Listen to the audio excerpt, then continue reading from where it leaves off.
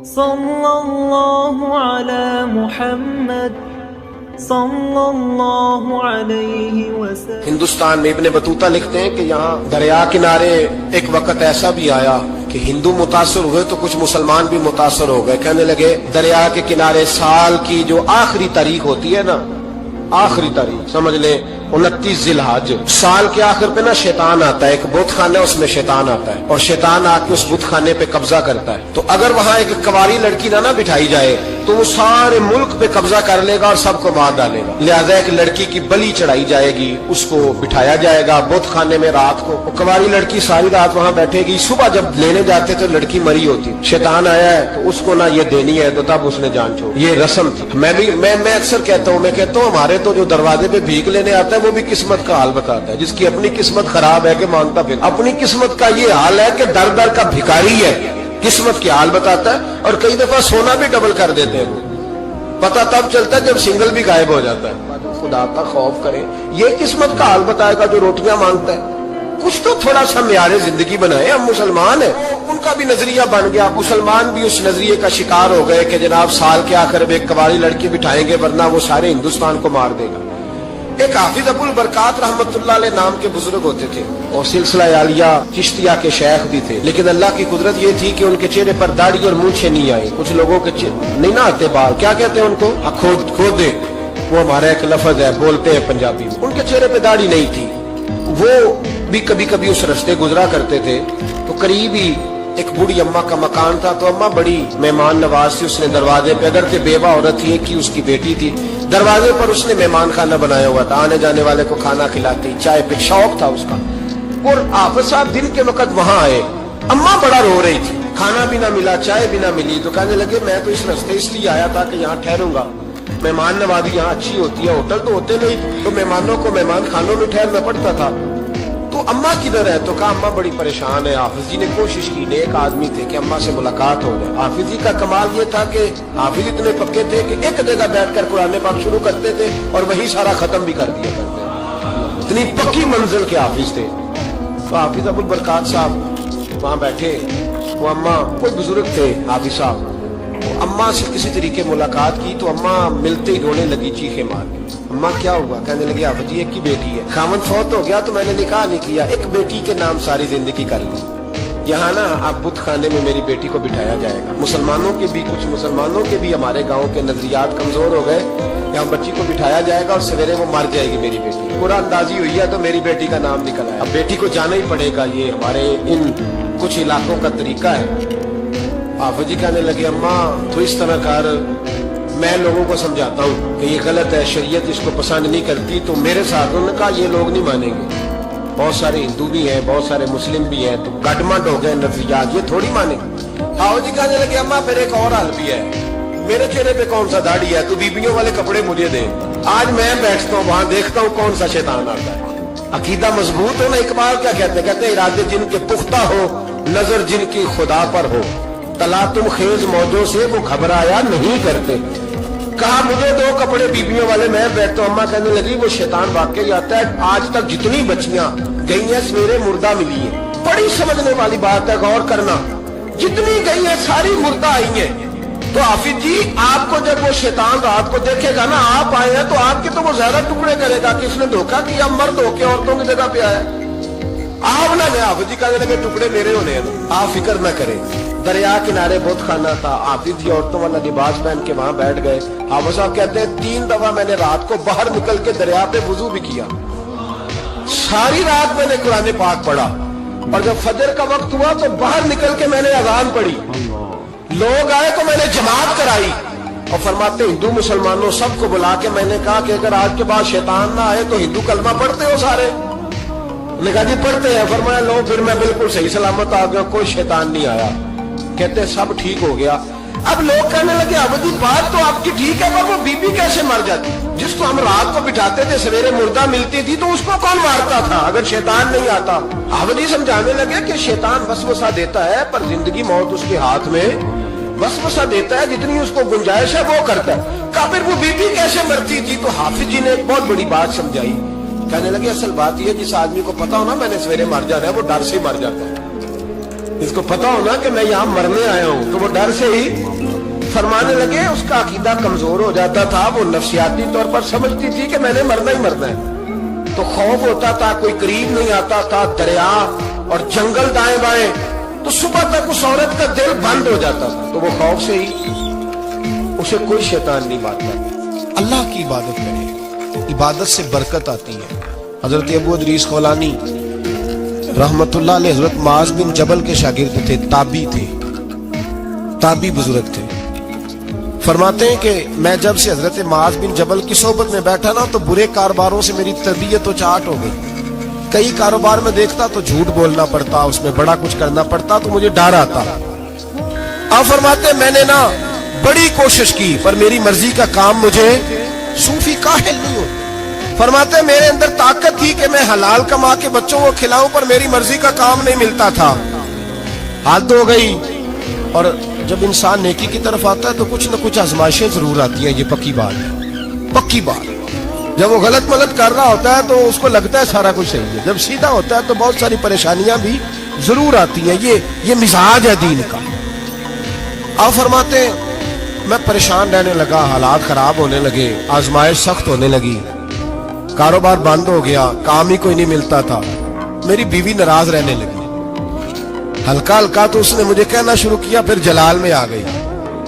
और एक दिन मुझे कहने लगी अगर आज नाना कुछ लेके आए तो बच्चे लेके मेके चली जाऊंगी। आप फरमाते मैं बड़ा परेशान हुआ, निकल गया फजर पढ़ के काम की तलाश में। मैंने जोहर तक तलाश किया लेकिन मुझे काम न मिला। आप फरमाते नहर फुरात के किनारे तपती हुई रेत पे मैं बैठा था, तो मेरे दिल में ख्याल आया बंदों की मजदूरी नहीं मिलती तो आज अल्लाह की ना कर ले, आज अल्लाह की मजदूरी ना करे। आप फरमाते हैं मैंने गरम रेत से तयम्मुम किया, वुजू किया वहीं फुरात, और गरम रेत पे कपड़ा बिछाया तो नफल पढ़ने शुरू कर दिए। जोर से असर तक नफल पढ़े, जोर से। चले मैं एक दुआ करता हूँ, आप आमीन कहना। अल्लाह करे कि हम मगरब के बाद वाले नफल ही पढ़ने शुरू कर दें। नबी करीम सैयद आलम सल्लल्लाहु ताला अलैहि वसल्लम के गुलामों का हाल देखे, इबादत का हाल देखे। फरमाते मैंने कहा अल्लाह की मजदूरी कर, जोर से असर तक नफल पड़े गरम रेत पे। और जब असर हुई ना तो मैंने अपने रुमाल में ना थोड़ी सी रेत बांध ली। घर की दीवारें छोटी छोटी थी। मैंने कहा बीवी ने देखा ना खाली हाथ आया है तो अंदर से शोर करेगी, हम साए भी सुनेंगे, तो चलो जब देखेगी ना रुमाल में कुछ है हौसला करेगी, जब अंदर जाऊंगा तो समझा लूंगा। आप मुस्कुरा रहे हैं ना हल्का हल्का, इसका मतलब है इन बातों में काफी सदाकत है। पुराने बुजुर्ग कर गए तो इसका मतलब ये है कि इनमें बहरहाल काफी हद तक सदाकत है। ये शोर होते रहते। कहते मैंने वो कहा कि चलो दूर से देखेगी तो घर जाके समझा लूंगा। आप फरमाते पहले मेरी बीवी दरवाजे पे बैठी रहती थी, बच्चे बैठे रहते थे, मुंतजिर होते थे कि कुछ लेके आए, घर में फाका होता। आज मैं गया तो शोर ही कोई नहीं, कोई शय नजर ना आई। वो रेत से भरा हुआ मेरा पल्लू मैंने दरवाजे के साथ रखा, अंदर चला गया। बीवी को आवाज दी कहाँ हो? कहने लगी मुंह हाथ धो लो, मैं रोटी लेके आई। हाथ धो गई, रोटी किधर से आई? इस घर में तो फाके थे, खाना किधर से आया? कहते रोटी लाई, सलाद भी लाई, दूध भी लाई, उस जमाने में जो नेमतें थी फल भी लाई, सारा आ गया। मैंने घूर के देखा, मैंने कहा किधर से आया ये सारा कुछ? कहाँ है बच्चे? कहने लगी रोटी खा के बाहर निकल गए। मेरे दिल में ख्याल आया मेरी बीबी का किरदार तो चांद से ज्यादा उजला है, तो ये सारा कुछ कैसे आया? मैंने कहा ये कहां से आया सारा कुछ? तो कहती है मेरी तरफ देख के कहने लगी पता नहीं आज किस करीम की मजदूरी करने चले गए थे, पता नहीं किस करीम की मजदूरी पे चले गए थे। जोर हुई है तो उसने अनाज की बोरियां भेजी हैं, चावल भेजे हैं, फल भेजे हैं, इतना कुछ भेजा है कि मेरे घर में रखने को जगह ही कोई नहीं। ये कहते कहते उठी और कहने लगी पहले ही बड़ा आया था, अब और क्या लाए हो? आप फरमाते मैं सख्ते में था, उसने जाके मेरा रुमाल जो खोला, मैं रेत लाया था, रब करीम ने हीरे बना दिए, वो हीरे बन गए। आप फरमाते कहने लगी किस करीम की मजदूरी पे गए थे? फरमाते मैं उठा और कच्ची जमीन पे सर सजदे में रखा। मैंने कहा मालिक मैं सारी जिंदगी दुनिया राजी करता रहा, लोगों के दरवाजों पे खड़ा रहा, ताल्लुकात बनाकर थोड़ी सी रोजी के लिए जद्दोजहद करता रहा, धुतकारा गया, सताया गया। मौला मैं तो तेरे दरवाजे पे आज आया हूं, पूरी दिहाड़ी भी नहीं लगाई, जोर से सब ड्यूटी की है, अल्लाह तेरी थोड़ी मजदूरी का इतना अजर मिलता है, खुदाया तो इतना नवाजता है।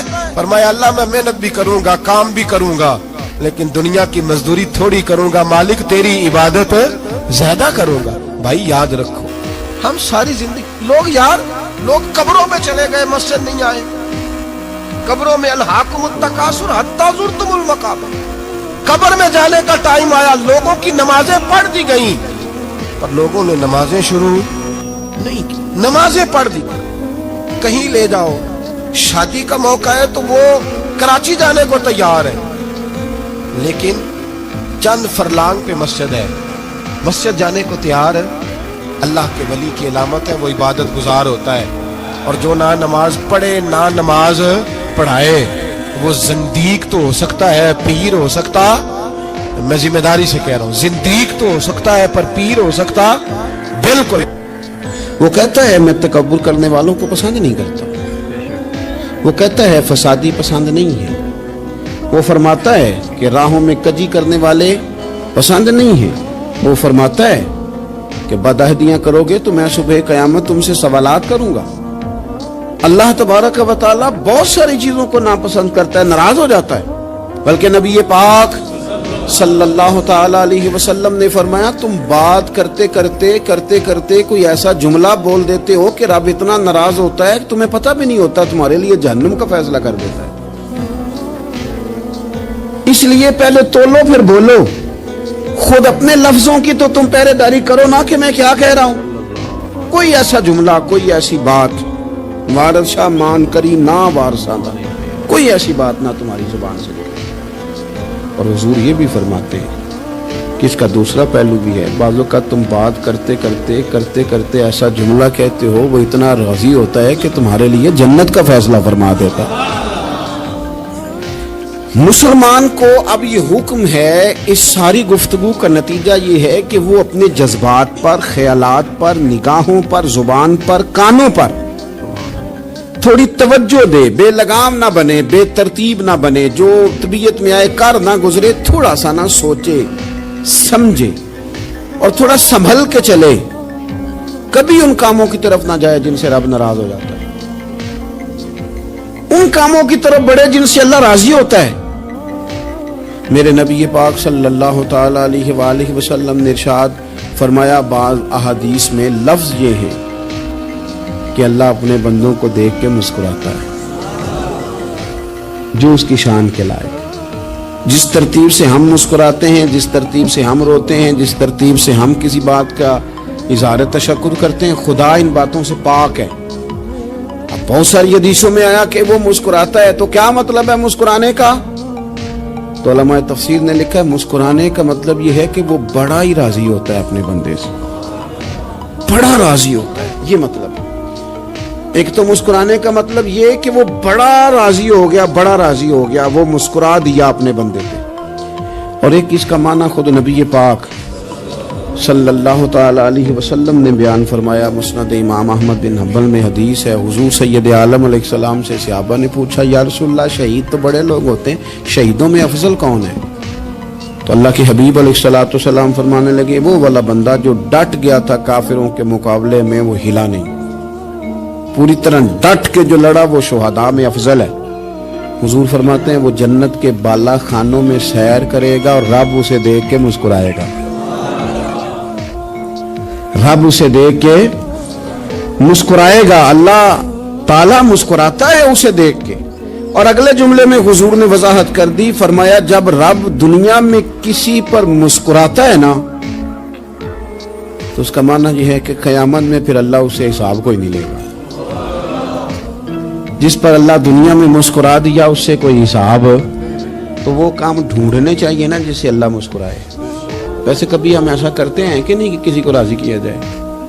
ये काम हम करते हैं कि हमारी कंपनी का जो सरबराह है वो हमसे राजी रहे, जिस इदारे में हम पढ़ाते हैं उस इदारे का बड़ा हमसे राजी रहे, ये करते हैं हम। उसके लिए कुछ न कुछ हीले बहाने हम کرتے ہیں برادری, قبیلہ, علاقہ, بستی, لوگ کسی طریقے سے ہمارے ساتھ مطمئن رہیں, کرتے ہیں نا یہ سارے کام.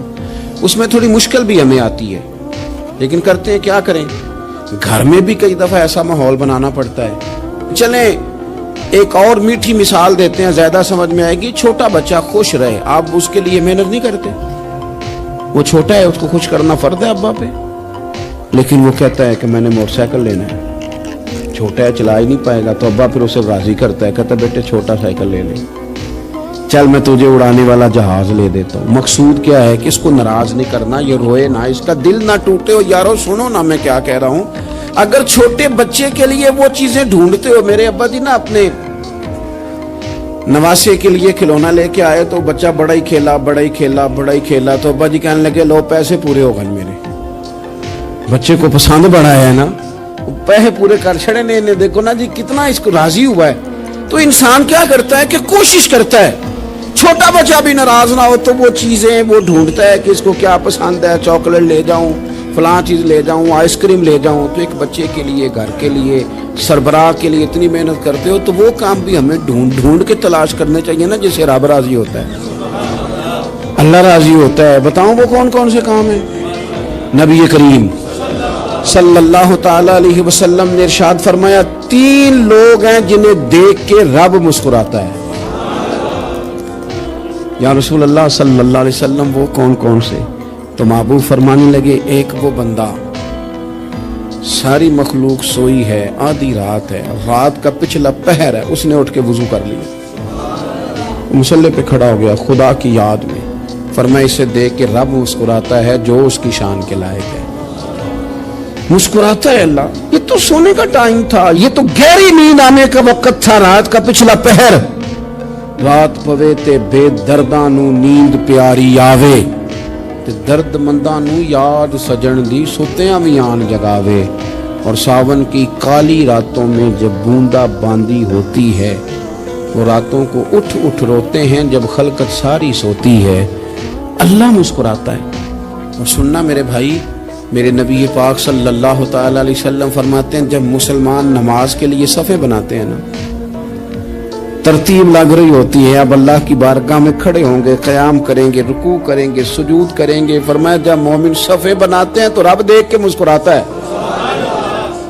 مسکراتا ہے. کمال ہو گئے عروج بندگی کا, جب بندے کو دیکھ کے رب مسکرائے. خدا بندے سے خود پوچھے بتا تیری رضا کیا ہے, مسکراتا ہے. اور میرے نبی پاک علیہ السلام فرماتے ہیں جب مجاہد جہاد کے لیے صفیں سیدھی کرتے ہیں, آج تو یہ رب کے نام پہ مرنے ہی آ گئے, یہ صفوں میں کھڑے ہوں گے, ترتیب سے لڑیں گے, ترتیب سے گلا کاٹیں گے کافروں کا یا شہادت لیں گے. فرمایا جب جہاد کے لوگ صفیں بناتے ہیں تو رب انہیں دیکھ کے مسکراتا ہے. کتنے نصیبوں والا وہ بندہ ہے جسے دیکھ کے مسکرا دیا. او یار کبھی تیرا بیٹا تیرے سامنے مسکرائے نا چھوٹا, تو تیرا دل باغ باغ ہو جاتا ہے. تیری ماں بیمار کسی ایک دن صحیح طرح ہنس پڑے تو طبیعت خوش ہو جاتی.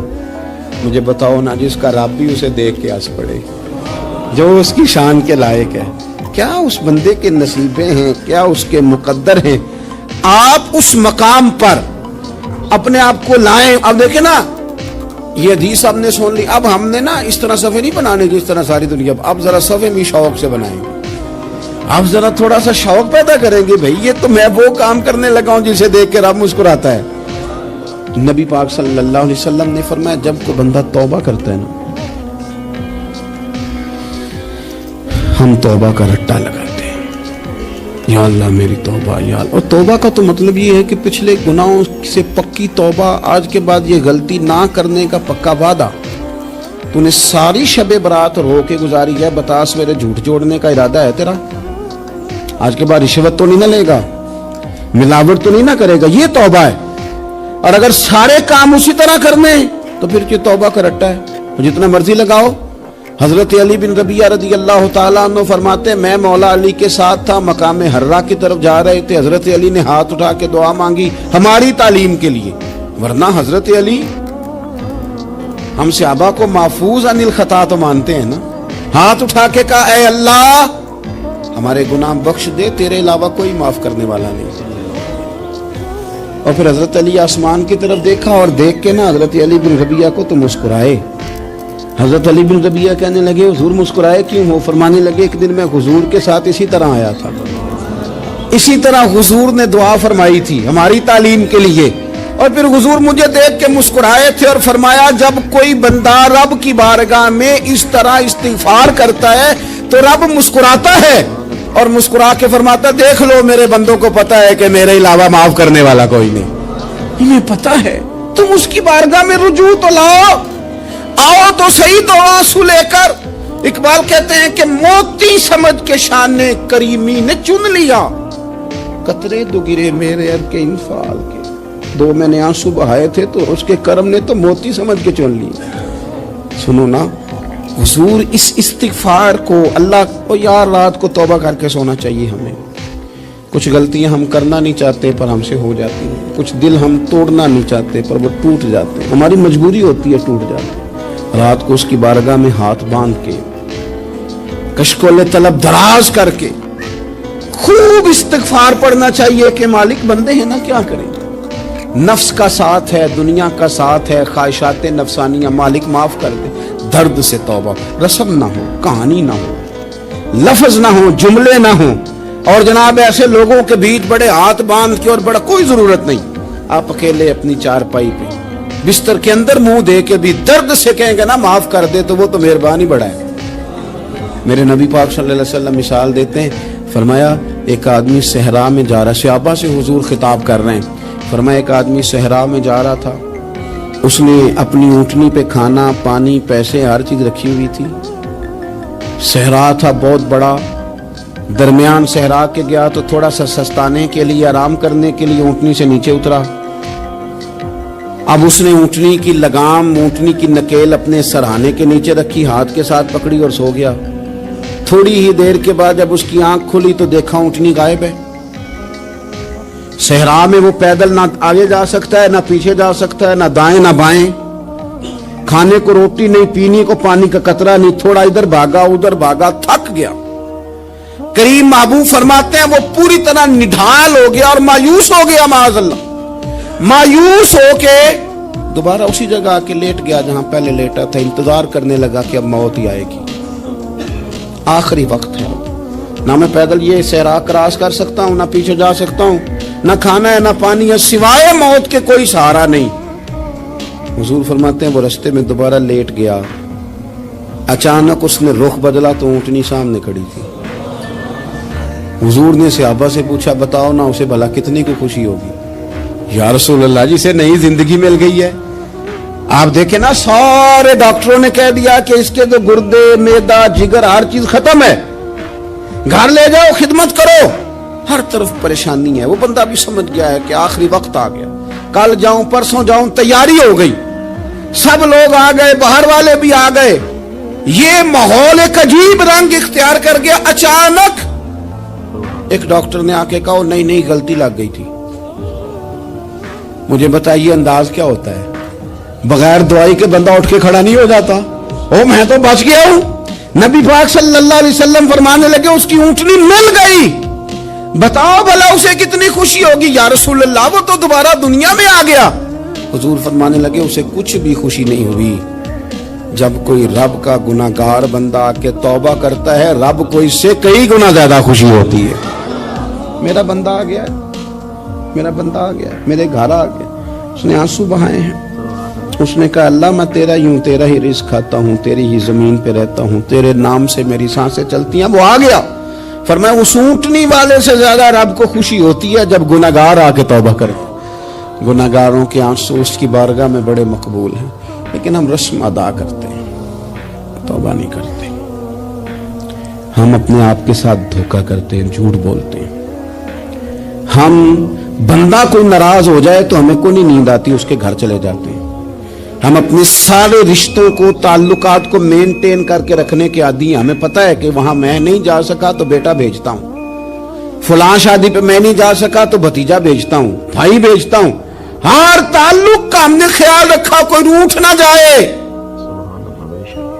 لیکن کمال ہے نا, یہ نہیں سوچا کہ اگر رب روٹھ گیا تو جب وہ روٹ جائے نا تو سارے رشتے بھی بندے کے پاس موجود ہوں تو کوئی کارآمد نہیں ہوتا. پھر کروڑوں روپیہ جیب میں ہوں تو ڈاکٹروں کی دوائیاں اثر نہیں کرتی. وہ روٹ جائے تو پھر انسان اس طرح سے پھسلتا ہے کہ بڑے بڑے اس کے پاس دروازے ہوتے ہیں پر کسی جگہ اس کا ہاتھ نہیں لگتا. خدا را خیال کریں, دنیا روٹتی ہے تو روٹ جائے, رب رسول ناراض نہ ہونے پائیں, اس کا خیال کریں. حضور فرماتے ہیں مسکراتا ہے, اسے خوشی ہوتی ہے جب کوئی اس کا بندہ اس کی طرف رجوع کرتا ہے. میرے عزیزو, رسول پاک صلی اللہ تعالی علیہ وسلم نے ان لوگوں کے تذکرے کیے جنہیں دیکھ کے رب مسکراتا ہے. ہم نا گناہگاروں پر بھی فتویٰ دینے میں جلدی کرتے ہیں اور نیکی پر بشارت دینے میں بھی جلدی کرتے ہیں, حالانکہ یہ ہماری ذمہ داری نہیں. پتہ نہیں اللہ تعالیٰ کس کو کب توفیق توبہ دے کے اپنے قریب کر لے, لیکن بڑی جلدی ہے, بڑی جلدی فتویٰ دینے میں. اور یہ فتویٰ اب صرف مفتیوں کا نہیں رہ گیا, یہ میری طرح کے آپ کی طرح کے ڈھیروں لوگ ہیں جنہوں نے جیبوں میں فتوے ڈالے ہوئے. بھئی آپ نے کیوں ذمہ داری لے لی ہے جنت میں داخل کرنے کی اور نکالنے کی؟ یہ تو میرے رب کریم کا کرم ہے, وہ جس کو چاہے جب چاہے جتنا چاہے عطا کرے. لیکن کچھ لوگ نا بڑے پکے ہو گئے ہیں کہ شاید جو میں سوچ رہا ہوں وہی درست ہے. کبھی کبھی کچھ چیزیں عجیب بھی ہوتی ہیں, لہذا خدا کی رحمت پر بھروسہ کر کے بات کرنی چاہیے. اپنی مرضی کے فتوے نہیں داغنے چاہیے. وہ دیکھو جی فلانا بندہ یوں کر رہا ہے, آپ کو پتہ ہی نہیں پوری بات کا, آپ کو علم ہی نہیں پوری بات کا. حضرت بہاءاللہ نقشبند بخاری رحمت اللہ علیہ فرماتے ہیں میں حج کرنے گیا تو وہاں میں نے ایک آدمی کو کروڑوں کا کاروبار کرتے دیکھا تو میرے دل میں خیال ہے یہاں بھی اللہ اللہ کرنی چاہیے تھی, دنیا داری کر رہا ہے. لیکن فرماتے ہیں حج سے فارغ ہوئے تو میں نے دیکھا وہی بندہ سارا کچھ رب کی بارگاہ میں خیرات کر رہا ہے اور سینکڑوں غریب حاجی ہیں جن کو پورے خرچے دے رہا ہے. تو میں نے وہی اپنی سوچ سے توبہ کی کہ میں کہاں تھا.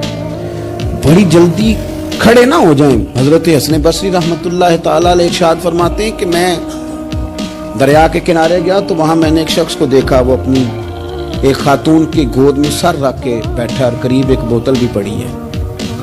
میرے دل میں معاذ اللہ خیال آیا کہ دیکھو کس انداز میں ایک عورت کے ساتھ یہ ہے اور پاس بوتل بھی پڑی ہے, جانے شراب ہے. کہتے میں سوچ ہی رہا تھا کہ اچانک ایک کشتی آ رہی تھی دریا میں. وہ ہچکو لے کھائے, کشتی میں 4-5 لوگ تھے, وہ دریا میں ڈوبنے لگے. وہ آدمی تیزی سے اٹھا, دریا میں چھلانگ لگائی, پہلے ایک کو نکالا, پھر دوسرا نکالا, پھر تیسرا نکالا. ایک بندہ رہ گیا, کہنے لگا حضور مجھے تو آپ نے گناہگار سمجھا, میں تو بڑے غلط انداز میں یہاں بیٹھا ہوں, آپ نے جو سوچا. چلیں گے چوتھا بندہ آپ نکالنا ہے, کریں نا یہ کام, کریں نا یہ کام. بڑے بھولے بھالے بڑے اللہ والے, ریاض آپ کو بس ہم ہی جانتے ہیں. اتنی جلدی فتویٰ. حضرت حسن بصری فرماتے ہیں میں پشیمان ہوا, میں نے کہا مجھے تیرنا نہیں آتا, تو دیر نہ کر, چوتھا ڈوب نہ جائے. پھر تو اس نے چھلانگ لگائی, چوتھا بھی نکال لایا اور کہنے لگا حضرت آپ نے جلدی کی سوچنے میں, یہ بی بی میری ماں ہے اور یہ سرکے کی بوتل ہے. ہم ماں بیٹے کا یہ مشغلہ ہے کہ یہ وہ جگہ ہے جہاں آ کے لوگ مسافر اترتے ہیں اور یہاں سے کسی کا گھر 100 میل ہے, کسی کا 200 میل ہے. ہم صبح سرکہ کھجوریں روٹیاں لے کے یہاں آتے ہیں, مسافروں کی نوکری کرتے ہیں, کوئی پریشان ہو تو مدد کرتے ہیں. حضرت خواجہ حسن بصری فرماتے ہیں میں نے معافی مانگی, ان سے بھی مانگی, رب سے بھی مانگی. انہوں نے مانگ لی نا, بزرگ تھے, پر ہم کو نہیں تیار مانگنے کو. ہم ہر وقت بدگمانیاں, وہ فلانے جرم کرتا تھا, میں اسے اب کیسے نیک مان لوں. بھئی اب وہ نمازی ہے, خدا کے گھر آتا جاتا ہے, اب اللہ کی بارگاہ میں حاضر ہوتا ہے. جب رب نے معاف کر دیا تو بھی سوچ بدل جا. سنیں حضور کیا فرماتے ہیں. نبی پاک صاحب الالاق صلی اللہ تعالی علیہ وسلم فرماتے ہیں, مسند امام احمد بن حنبل دیکھیے, فرمایا رب اس وقت بڑا ہی مسکرائے گا جب قاتل بھی جنت میں جائے گا, مقتول بھی جنت میں جائے گا. یا رسول اللہ مقتول تو گیا, یہ قاتل کیسے چلا گیا؟ حضور فرماتے ہیں جائے گا, اور جائے گا اور رب مسکرائے گا جو اس کی شان کے لائق ہے. یا رسول اللہ کس طرح؟ تو نبی پاک صلی اللہ علیہ وسلم فرمانے